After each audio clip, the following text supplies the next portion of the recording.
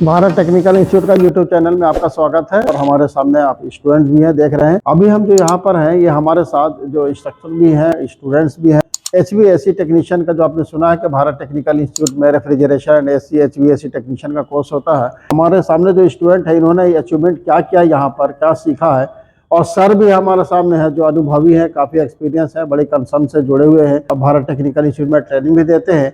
हम इनसे जानने की कोशिश करते हैं कि इनका ट्रेनिंग का सिस्टम क्या है और स्टूडेंट अभी तक क्या लर्न किए हैं, कितना कॉन्फिडेंस इनके ऊपर आया है और यहाँ से अचीवमेंट करने के बाद कैसी कंपनी में जाने का गोल क्या है, कैसे है, समझते हैं। तो सर से जानने की कोशिश करते हैं कि ये किस तरह एक न्यू कमर है, इस बारे में कुछ भी नॉलेज नहीं होता, इनका ट्रेनिंग का सिस्टम कैसा है, कितना मेहनत करना पड़ता है, किस तरह से ट्रेनिंग देते हैं, मेथड कौन सा यूज करते हैं, ये बताते हैं सर। आप सभी तमाम दर्शकों को भारत टेक्निकल इंस्टीट्यूट में फिर से दोबारा स्वागत है। हम लोग HVAC सिस्टम में स्टूडेंट को प्रैक्टिकल देते हैं। प्रैक्टिकल देके सारा चीज थ्योरी एंड प्रैक्टिकल दोनों प्रोवाइड करा के स्टूडेंट को कामयाब बनाते हैं। हम लोग को अभी ये जानना है कि हमारा स्टूडेंट किस तरह से प्रैक्टिकल हासिल कर रहा है हमसे और किस तरह से सीख रहा है, काम कर रहा है और काम का योग्य बन रहा है। तो सर, हमारे पास जो स्टूडेंट्स आते हैं तो हम लोग जो ट्रेनिंग देते हैं, तो ट्रेनिंग देने का जो प्रोसीजर यहाँ पर है वो तो किस तरह से अपनाते हैं? तो स्टूडेंट तो बहुत सारा उम्मीद लेकर आता है कि हम लोग यहाँ ट्रेनिंग करेंगे। बहुत सारा मंशा रहता है कि ट्रेनिंग करके किसी भी तरह से कामयाब होकर हम लोग जाएंगे। तो सबसे पहले लड़कों को जो हम लोग ट्रेनिंग देते हैं, बेसिक से हम लोग लड़कों को उठाते हैं, बिल्कुल जीरो लेवल से हम जो भी स्टूडेंट्स है उसको हम लोग राइज करते हैं। सबसे पहले तो रेफ्रिजरेशन साइकिल बताते हैं, उसके बाद हम लोग कंप्रेशर बताते हैं। कंप्रेशर का एक एक पार्ट हम लोग उसको बताते हैं। जैसे इधर देखिए, ये देखिए, ये एक सेल टाइप कंप्रेशर है। ये तो प्रैक्टिकल फील्ड आपका हो गया। ये मेरा प्रैक्टिकल लेकिन स्टार्ट जो करते हैं हम लोग पहले थ्योरी से चलते हैं। पहले थ्योरी से चलते हैं। तो थ्योरी कैसे पढ़ाते हैं? थ्योरी में इनको समझ में आता है, जो समझाने के लिए क्या प्रयास करते हैं? समझाने के लिए जो हमारा मैथोलॉजी है थ्योरी का, उस हिसाब से हम लोग चलते हैं ताकि स्टूडेंट अच्छी तरह बात को समझ में आ जाए। फर्स्ट पार्ट होता है थ्योरी का, है ना? थ्योरी का होता है, उसके बाद थ्योरी का प्रैक्टिकल का, उसके बाद हम लोग का प्रैक्टिकल के पार्ट आता और बीच बीच में थ्योरी प्रैक्टिकल हम लोग दोनों मिलाकर ही चलते हैं। ऐसा नहीं कि पहले हम लोग बहुत थ्योरी पढ़ा दिए, थ्योरी फाइनल कर दिए, उसके बाद हम लोग प्रैक्टिकल दे रहे। जब तक प्रैक्टिकल हम लोग 2 महीने के बाद 3 महीने के बाद अगर प्रैक्टिकल देना चाहेंगे तो उस समय पता चले लड़कों जो है थ्योरी भूल चुका है। इसीलिए हम लोग थ्योरी एंड प्रैक्टिकल दोनों साथ साथ राइज कराते हैं। सही तरीका है जो थ्योरी पार्ट यही सही तरीका। और ये हमारा अनुभव में हमने देखा है कि अगर इस तरह से करने से स्टूडेंट याद रखते हैं। अगर ऐसा करते हैं कि पहले हम थ्योरी कंप्लीट करा दें, तमाम थ्योरी कंप्लीट करा दें, तो थ्योरी के बारे में वो लोग भूल जाता है।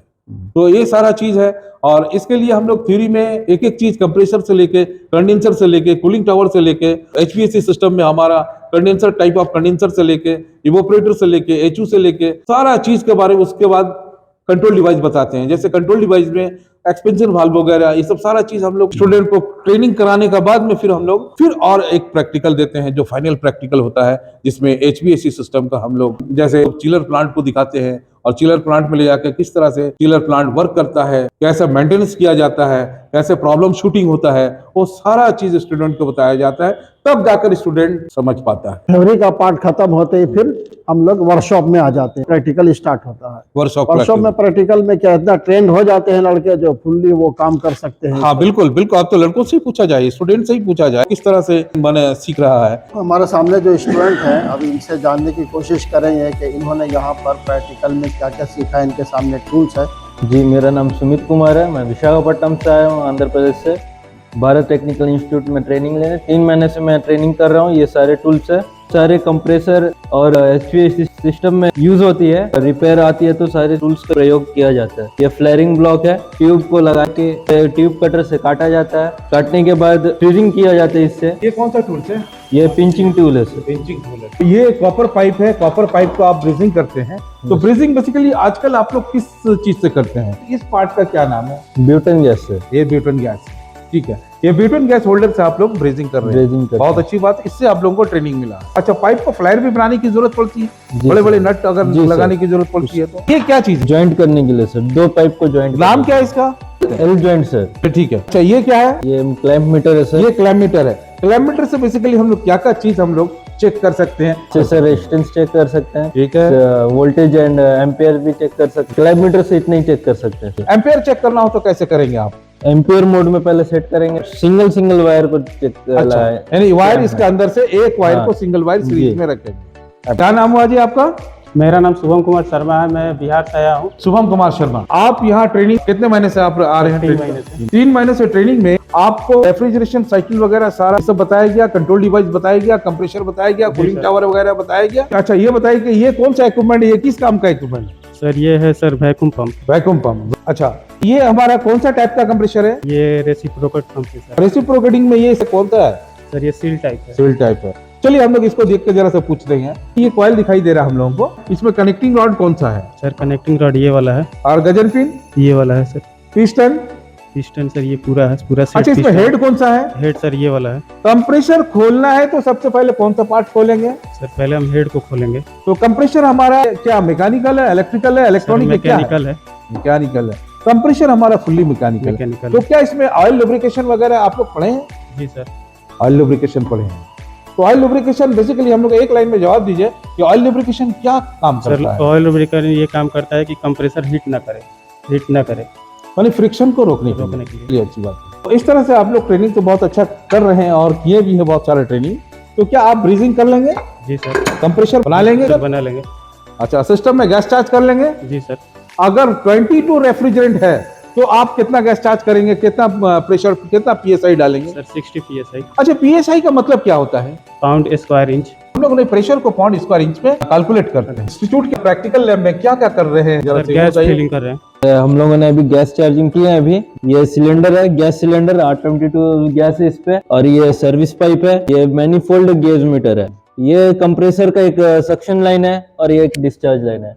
हम लोगों ने सक्शन लाइन में एक मैनीफोल्ड गेज मीटर से एक सर्विस पाइप यहाँ लगाया है। वॉल्व में कॉमन लाइन हम लोगों ने सिलेंडर से निकाल के दे दिया है। अब सिलेंडर का हम लोगों ने उल्टा रखा ताकि प्रेशर बने गेज मीटर पे, और प्रेशर बनते सेक्शन लाइन के थ्रू चल जाए। इलेक्ट्रिकल पैनल बोर्ड है ये, इस पे आता है इनपुट 440 वोल्ट 50 हर्ट्ज आता है सप्लाई। यहाँ से सप्लाई कंप्रेसर और AHU को सप्लाई देने के लिए ये टेम्परेचर कंट्रोलर यूज किया गया है, ये कॉन्ट्रैक्टर यूज किया गया है।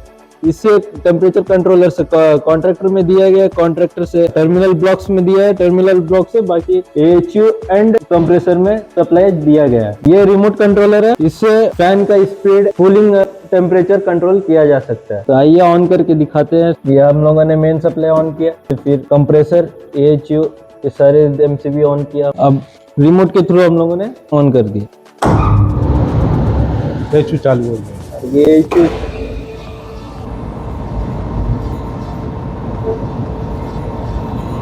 ये कंप्रेसर है, कूलिंग होते हुए AHU में जाते हैं, AHU कूल एयर पास करती है। सबसे पहले सिस्टम को बताइए कि रेफ्रिजरेशन साइकिल कैसे काम कर रहा है। आउटडोर है ये, इसपे स्क्रॉल टाइप कंप्रेसर रहता है, 2 लाइन है, एक सक्शन लाइन, एक डिस्चार्ज लाइन है। AHU में जा रहा है, AHU से निकल के फिर सक्शन लाइन के थ्रू आ रहा है। इसको क्या बोलते हैं हम लोग? एयर कंडीशनिंग सिस्टम में क्या है? AHU है, एयर हैंडलिंग यूनिट। इस पे एक ब्लोअर लगा रहता है जिसके रिमोट के थ्रू हम लोग लो, हाई, मीडियम फैन की स्पीड को हम लोग कंट्रोल कर सकते हैं। ये क्या है?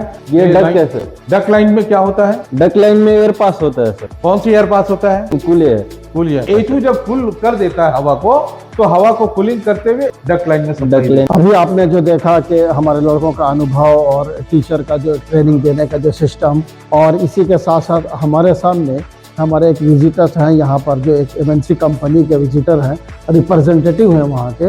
वो अभी हमारे स्किल को, हमारे लड़कों के अंदर जो स्किल है उसके लिए आए हैं और देख रहे हैं।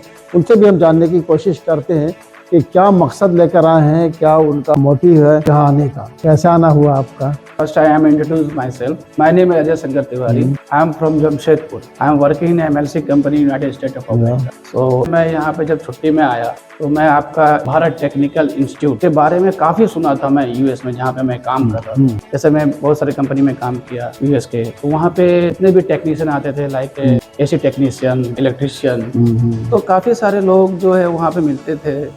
लोग बैठ के बातचीत करते थे, कहाँ से हो और क्या काम कहाँ से सीखे हो।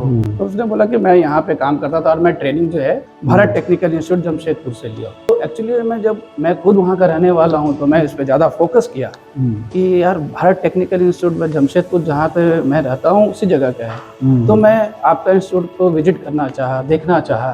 और जब मैं यहाँ पे आया तो रियली में मैं जब यहाँ देखा, और काफ़ी स्टूडेंट को मैंने आपके पास भेजा भी कुछ दिनों में, और उन्होंने बोले कि काफ़ी गेन किया है मैं यहाँ पे। मतलब एक प्रैक्टिकल, मतलब ऐसा प्रैक्टिकल होता है जैसे लगता है कि जस्ट लाइक एक चिलर प्लांट में ही काम कर रहा हूँ। एक एक इक्विपमेंट के बारे में रखना, पूरा एसी का पूरा आपका जितना भी सिस्टम है सब आपके इंस्टीट्यूट में अवेलेबल है, जो मैंने अपनी आंखों से देखा। और यहाँ आपकी कंपनी के हिसाब से जो हमारे लड़के वहाँ पर गए तो ऐसा लगा कि स्किल्ड हैं।